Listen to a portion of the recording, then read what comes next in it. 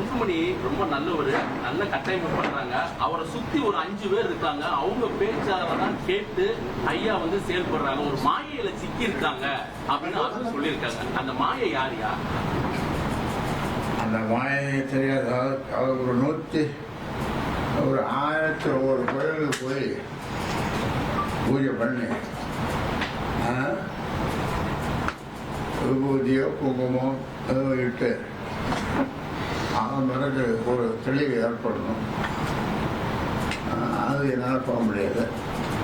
அது போக முடியாதனால அந்த கேள்விக்கு தற்காலிகமாக தற்பொழுது உங்களுக்கு பதில் சொல்ல முடியவில்லை. ஐயா, அந்த மாதிரி கீழடியோட ஆய்வு முடிவுகளை வந்து மத்திய அரசு ஏத்துக்கல, அறிவியல் பூர்வமா ஆதாரங்கள் வேணும்னு கேட்கிறாங்க. மத்திய அரசு வந்து தொடர்ந்து தமிழ்நாட்டை வந்து இது போன்ற தமிழ் கலாச்சாரங்களை ஏற்றுக்கொள்ள மறுக்கிறாங்க. அந்த காலத்திலிருந்து அண்ணா காலத்திலிருந்து அண்ணா என்ன தெரியுமா, தெற்கு தேய்கிறது வடக்கு வாழ்கிறது சொன்னார். அது திராவிட தொடர்ந்து எழுதுவார். இப்போ எனக்கு கூட படிக்கணும்னு ஆசை, நேரம் இல்லை. அந்த பழைய திராவிட நாடு பத்திரிகைலாம் பாலத்தோட ரொம்ப நல்லா எழுதுவார். பொதுக்குழு கூட்ட நடவடிக்கை எடுக்கப்படுமா? அதுக்கான நடவடிக்கை தான் எடுக்கப்படுமா? பொதுக்குழு கூட்டம் தேர்தல் நெருங்கிற சமயத்தில் பொதுக்குழுவை கூட்டி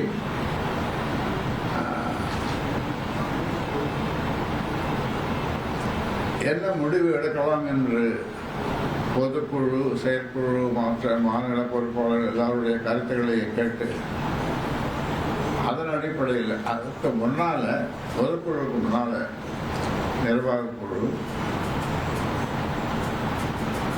செயற்குழு, மாநில செயற்குழு, இது ரெண்டையும்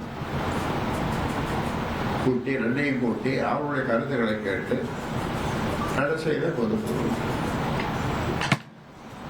தலைவர் பதவி முடிஞ்சிருச்சுன்னு சொல்றாங்க. அதாவது 3 ஆண்டுகள் தான் தலைவர் பதவி நீடிக்கும் அப்படின்னு.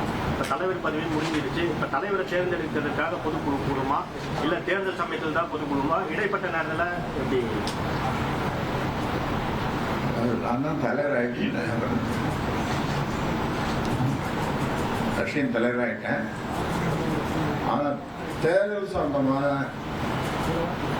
உத்திகள் அல்ல, அணி எந்த அணியில் சேர்றது, யாரோட கூட்டு, இதெல்லாம் முடிவு செய்ய வேண்டியது பொதுக்குழு. அது தேவைப்படும் நேரத்தில் அந்த பொதுக்குழுவை கூட்டி அந்த பொதுக்குழுவினுடைய உறுப்பினர் அவர்களுடைய கருத்துக்களை கேட்டு அது முடிவெடுப்போம்.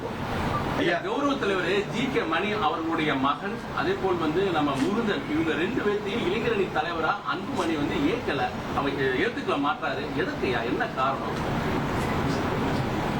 மணியேன் பராபரன், மணியேன் பராபரன், மணியேன் பராபரமே. ஓ, இப்படிதான் இளைஞரணி தலைவர் போட்டுதான் ஆகணும். சொல்லிதான் ஆகணும். அது எப்ப போட போறோம்? நான் போட்ட அந்த பிரச்சனைக்கு ஒரு முடிவு வர வாய்ப்பு இருக்குல்ல? சொல்லுவாங்க. இந்த பொது, நீங்க சொல்றீங்க பொதுக்குழு எப்ப குழுன்னு, அந்த பொதுக்குழு கூடும்போது அதில் கூட அறிவிப்போம். அதுலேயும் அறிவிப்போம். இல்லைன்னா அதுக்கு முன்னால தேவைப்படி அறிவிப்போம். ஐயா, அன்புமணி யாராவது பின்னின்று இயக்குவதா நினைக்கிறீங்களா? ஐயா, அன்புமணியை யாராவது பின்னின்று இயக்குவதா நினைக்கிறீங்களா? அன்புமணியை யாராவது பின்னின்று இயக்குகிறார்களா அப்படின்னு நினைக்கிறீங்களான்னு கேட்கிறேன். நீங்க எப்படி நினைக்கிறீங்க? பத்திரிகையாளர் நீங்க எதை வேணாலும் ஃப்ரீயா சொல்ல முடியும். எதை வேணாலும் கேட்கலாம், எதை வேணாலும் சொல்ல முடியும், எதை வேணாலும் எதையும் கிரிட்டிசைஸ் பண்ணலாம். ஆனால் அரசியல்வாதி நாங்கள் அப்படி பண்ண முடியாது. ஏன்னா ஒரு இது சொல்லிட்டுன்னு வச்சுக்க உடனே மாட்டிடணும். ஒரு 50-100 கேள்வி நீங்கள் கேட்பீங்க. நீங்கள் என்ன நினைக்கிறீங்க? இல்லை நீங்கள் என்ன நினைக்கிறீங்க? ஐயா, இப்போ என்னன்னா, உங்களுக்கு பிறகு இயல்பாகவே அன்புமணி தான் தலைவர் அப்படிங்கிற அந்த நிலையில ஏன் அன்புமணி வந்து தலைவர் பதவிக்கு இவ்வளவு மல்லு கட்டணும்? இல்லை, இப்போ அவருக்கு நல்லா பொறுப்பு கொடுத்துருக்காங்க. செயல் தலைவர், எல்லா பொறுப்போட சிறந்தது செயல் தலைவர். ஒரு கட்சியினுடைய வளர்ச்சிக்கு செயல் தலைவர் மிக மிக முக்கியம். அதனால் அந்த பொறுப்பை கொடுத்துடுறோம். அவர் அதை ஏற்க மாட்டேன்னு சொல்றார். அந்த பொறுப்பை ஏற்றுனா பிரச்சனையை தீர்ந்து போயிடுச்சு. என்ன சார் தலைவர் பொறுப்பு வேணுங்கிறாரு. தலைவர் பொறுப்பை தான் இவ்வளவு நாள் வச்சிருந்தாருல்ல, 3 வருஷத்துக்கு மேலே வச்சிருந்தாரு. இப்போ எனக்கு இந்த வயசுல கொஞ்ச நாள் நீ தலைவர் பொறுப்பை இருன்னு எனது மனசு சொல்ல, அப்புறம் இந்த மனசை கேட்டேன். மனசு சொல்லிச்சு 96,000 கிராமங்களுக்கு போய் இரவு பகல் என்று பாராமல், காடு மழை என்று பாராமல், உணவை பற்றி கவலைப்படாமல் கஞ்சோ கூழோ மக்கள் கொடுக்குறார், அதெல்லாம் குடித்து அவர்கள் எனக்கு வெற்றி திலகம் விட்டு ஆரத்தி எடுத்து கடைசியில் அந்த ஆரத்தி தட்டில் ₹1 நாணயத்தை கொடுத்து, ஐயா அப்போ டாக்டர் என்ன சொல்லுவாங்க, ஐயா இதை வச்சுருங்க, பணம் சொன்னாலும் கேட்க மாட்டாங்க. ஒரு தேர்தலில் ₹1 கொடுங்க, ஒரு ஓட்டு கொடுங்க, ரூபாய் ஒன்று கொடுங்க, ஒரு நோட்டும் ஒன்று கொடுங்க, ஒரு ஓட்டும் ஒன்று கொடுங்க அப்படின்னு சொல்லி ஒரு ஓட்டம் வச்சோம். அந்த வகையில் இப்படி பல்வேறு காலகட்டங்களில் பல்வேறு சோதனைகளை எல்லாம் தாங்கி ஏச்சு பேச்சு விமர்சனங்கள் மற்ற கட்சிகள் இதெல்லாம் தாங்கி அவர்களுக்கு பதில் சொல்லி நாகரிகமாக நளினமாக, இந்த 2 வார்த்தையும் கலைஞர்கிட்ட இருந்து நான் கற்றுக்கிறேன். நாகரிகமாக நளினமாக பதில் சொல்லணும்னு சொல்லுவார். அதை கற்றுக்கிட்டேன். அதே மாதிரி தான் இப்போ சொல்லிட்டு இருக்கிறேன். ஆனால் நான் பட்ட பாடு இந்த கட்சியை இந்த அளவுக்கு கொண்டு வருவதற்கு இந்தியாவிலே பிறந்த எந்த தலைவரும் விட்டிருக்க மாட்டார். அவ்வளோ பாடுபட்டு இதுக்கு அரசியல் நேரத்தில் இந்த மனசு, நீ கொஞ்ச நாளைக்கு நீ உன் மூச்சடுற வரைக்கும் தலைவராக இருந்து போய பதவி சுகம் அப்படின்னு சொல்றாங்க. அந்த சுகத்தை நான் விரும்பி இருந்தால் மத்தியிலே எந்த பொறுப்பும் எனக்கு கிடைத்திருக்கும்.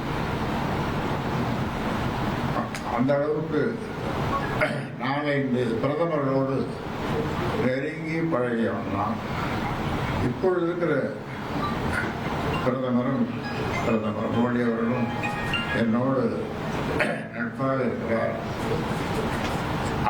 அவருடைய அன்பை சேலத்திலே எப்படி வெளிக்காட்டினார் என்பது உங்களுக்கு தெரியும். கட்டிப்பிடித்து இறுக்கமாக, ஏதோ ஒரு ஊடகத்தில் கூட சொன்னாங்க, காற்று கூட போகாது போகிறது, அப்படி 2 பேரும் கண்டுபிடிச்சிடுவாங்க. அப்படியெல்லாம் பழகியிருக்கிறோம். ஆனால் இந்த பதவி சுகம் அரசு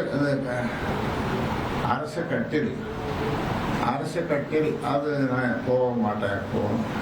அப்படி ஒரு சத்தியம் செய்திருக்கிறேன்.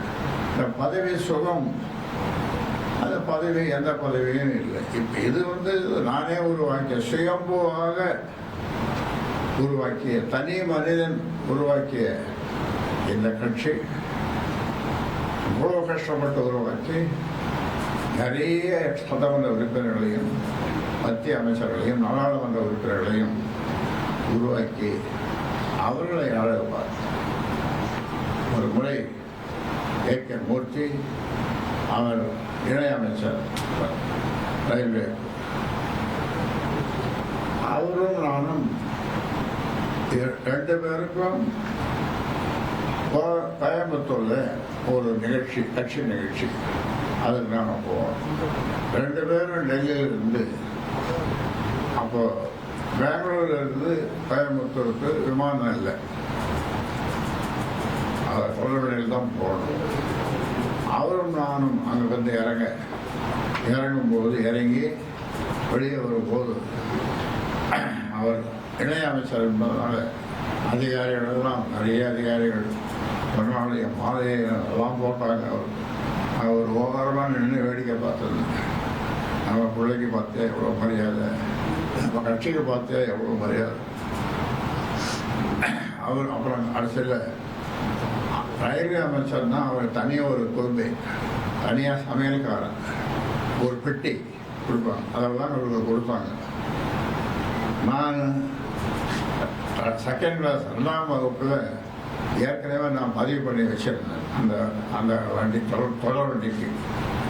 இவர் எவ்வளோ கெஞ்சி பார்த்தார் ஐக்கியமூர்த்தி, நான் வந்து வரமாட்டேன், புகைக்கு வரமாட்டேன், அது உனக்காக கொடுக்கப்பட்டது, அதில் போய் நான் பிரயாணம் செய்வேன். ட்ரெண்டை ஃப்ரெண்ட் ஆக்கிக்கோங்க. 2.5 கோடிக்கும் அதிகமான தந்தி டிவியின் சப்ஸ்கிரைபர்ஸ் அண்ட் ஃபாலோவர்ஸ் குடும்பத்தில் நீங்களும் இணையுங்க.